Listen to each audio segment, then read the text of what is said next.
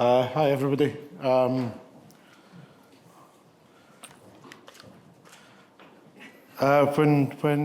Gareth phoned me up and said, will you do the Newton lecture, I was absolutely delighted. The Newton family have been part of this event since 2015, and just to get the opportunity to stand and share some thoughts with you.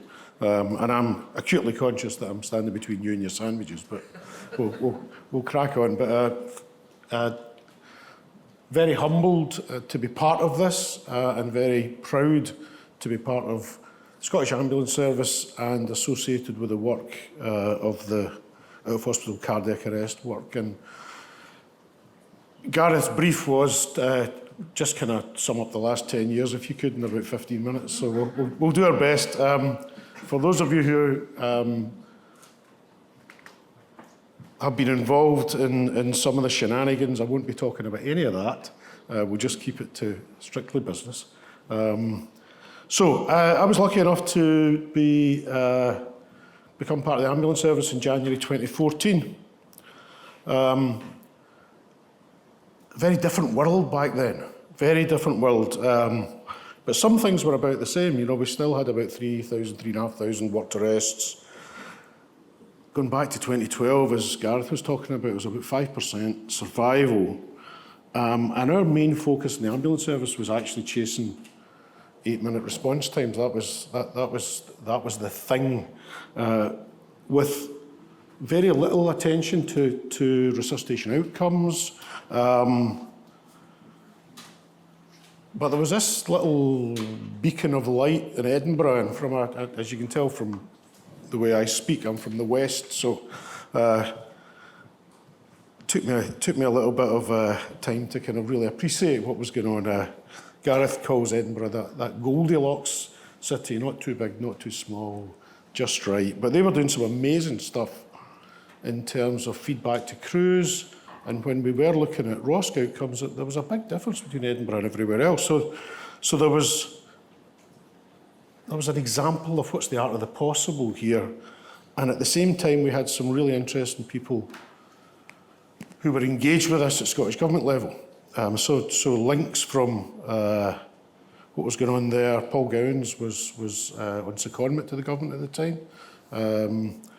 David Klein, sadly missed, was one of the main policy officers who did a huge amount of work. And Michael Matheson at that point was the Minister for Public Health and was hugely supportive of us doing something different. The international context was also very important at that time because there was a plan. You know, there'd been the OHCA meeting, I think Paul was at that actually. There was a lot of data coming out of Seattle and Copenhagen around, you know, what a system can do. I've mentioned Edinburgh, and there was reasonable consensus between the Resource Council in the UK, European Resource Council, ILCOR. So there was stuff out there that talked about what could be done. I'll say a bit more about the chain of survival, and I'll say a bit more about the Global Resuscitation Alliance as well. And so what then happened was we were presented with a challenge by the government, which was, okay, write this up, give us a plan. And I was lucky enough to be asked to chair the group. Chairing the group was great because you don't do any work, you just chair the group. Gareth and lots of other people did tons of work, and what then happened was we came up with a plan. It was based on this chain of survival. This is probably version 3 or something of it, with a big focus on the left-hand side. I think, was it last year it was shift left? Or maybe the year before, I'm not too sure. But, you know, so all that stuff around community preparedness and listening to the nominees for the Newton Award, they're all in that space, aren't they? It's absolutely amazing, the activism across the country that's contributing to saving more lives. So who got involved? Scottish Government obviously sponsored. If I was any good at doing PowerPoint, I'd have all the little logos, but I'm rubbish at it. But it was, you know, and if I've missed anyone off this, I apologise. And I'm immediately thinking, you know, St Andrews and St John's ambulance, you know, charities. But basically, what, you know, the statutory guys got together, Police Scotland, Fire and Rescue Service, ourselves, military reservists, resuscitation research group, Sandpiper Trust, massive support, Chest Heart and Stroke Scotland, British Heart Foundation, and basically essentially you had this coalition of the willing. No one was dragged screaming and kicking into this space. They were all determined to make a difference. And so the strategy was launched in 2015. The aims were to improve survival. The aims were to train more people in being prepared to deliver CPR. Lisa and Salfs and their multiple partners did an amazing job. GRA basically talked about the Scottish strategy in really positive terms. I'd mentioned Seattle and I'd mentioned Copenhagen and other places. These are cities. This was the first time a nation had ever had a national strategy to improve survival from cardiac arrest. I put 3RU at the end, but again, Shorty and others really reshaped in large effect how the ambulance service responds. And 3RU, which was a thing in Edinburgh in 2014, or before that, is now a thing across Scotland. We got a relatively small amount of money, and with that we recruited some really important people. We recruited Gareth as an Associate Medical Director, we recruited Dave Bywater as the cardiac arrest lead, and we recruited Shorty.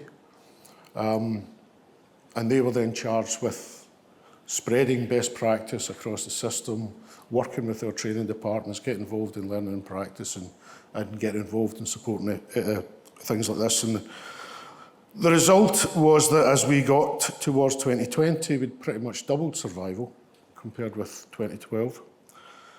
The initial aim to train 500,000 people, or equip 500,000 people, was exceeded by Lisa and our friends at Salfs. And as I said, we were recognised as an exemplar. So really proud and really felt this is going great, you know, what's going to happen? And then this happened.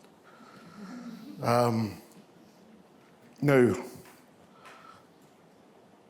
I don't know how you feel thinking back on it, but in some ways it's almost surreal. So what are the implications of resuscitating people in full PPE?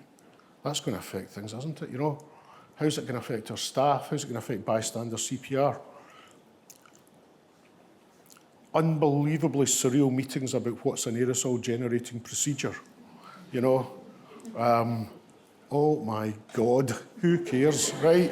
You know, cloths on people's faces and just anyway. That had an impact because, you know, the progress that we'd been accelerating towards the 5th year of the strategy then became massively affected by this. But notwithstanding that, remarkably, bystander CPR rates remained pretty well established. Survival dipped a little bit. How much of that was to do with the way we were approaching resuscitation, how much of it was to do with actually coronavirus, who knows. But we regrouped, and instead of relaunching version 2 of the strategy in 2020, which was the plan, it got itself together in 2021. So we're 4 years into this. We're looking to increase survival to 15%. We're looking to get bystander CPR up to 80%, and we're looking to increase public access defib, and we're making pretty decent progress towards that. The survival in your most affluent areas is already 18%, but I'm really pleased in the strategy report that was published for 23-24. We saw a decent increase in survival in the most deprived quintiles, which is a real challenge, the whole issue about health inequalities, etc. So it's good to see that. And the questions then are, what more can we do? What more do we need to do? So one example is we're looking to align some of the work of Save a Life for Scotland with our drug harm reduction work. You know, how do we link in take-home naloxone with CPR, etc., etc.? Because in the end, different communities have got hugely different challenges when it comes to saving lives. These are AI-generated line charts, so ignore the y-axis, but basically, if you look at this, yep, we had a bit of a flat line at 2020, but we're making progress again. CPR training, the SCAS are just unbelievable. You know, that just continues to progress, and the bystander rates continue to improve. So, where do we go now? Which I think is what today's all about. PadMap, I think John Harden mentioned that, up and running and available for every community in the country. Fantastic. Care zones. The Priest and Galloway lady. We're doing some really detailed work with the local authority down there, and it's fantastic. And when you look at what we need to do to get survivors per million, which is the way we're going to be looking to measure this in the future, it's not that many people that we need to save. It's not that many to become absolutely world class. But the enthusiasm from the local authority, the health board, community groups in Dumfries and Galloway is amazing at the moment. And what we're looking to do is package that and spread that across the other 30 council areas in the country. That's one of Gareth's objectives. But if you'd ever like to have an impossible job, be Gareth's line manager. Anyway, happy days. But the care zone stuff's amazing, because it's not going back to that chain of survival. It's all the preparedness. Engagement, our ability to engage across the whole country is a bit of a rate-determining step, you know. But we're looking at that, we're thinking about that, and we're looking to say, well, how do we use our heft as a national organisation to kind of get into these conversations? So what's new? What's happening techie-wise? You know, from AI identifying cardiac arrest through to, you know, what about, you know, there was a mention of taking the intensive care unit to the pavement. You know, what's coming next in terms of this? Where next for the Save a Life for Scotland partnership? And in terms of partnership working, you know, we had some really interesting work going on with, for example, Fire and Rescue Service, really interesting work with Police Scotland. How can we pick up some of that again that's maybe a little bit of unfinished business? So from my point of view, as Medical Director for the Scottish Ambulance Service, who here works for Scottish Ambulance Service? Brilliant, fantastic. We've got a lot of challenges facing us, but we've got massive opportunities. And I think the appetite, the creativity, the commitment of our staff is the thing that makes the difference. You know, and I've got a huge belief that actually the more we can get our people to spread these messages, the better we can make for the whole country. And that includes, crucially, our staff in ambulance control, who determine so much of what we do. So that's pretty much me for now. So we're 10 years into this strategy. There's another milestone coming in 2026. We've made amazing progress. You've made amazing progress. A lot of that is to do with volunteers, partners, bystanders, but a huge amount of it's also to do with the ambulance service. And we're very proud to be part of this. And I'm so delighted to acknowledge the Newton family, their work, and what we've managed to do is create 1,000+ Newton families with the work that you guys have done. So thank you all very much.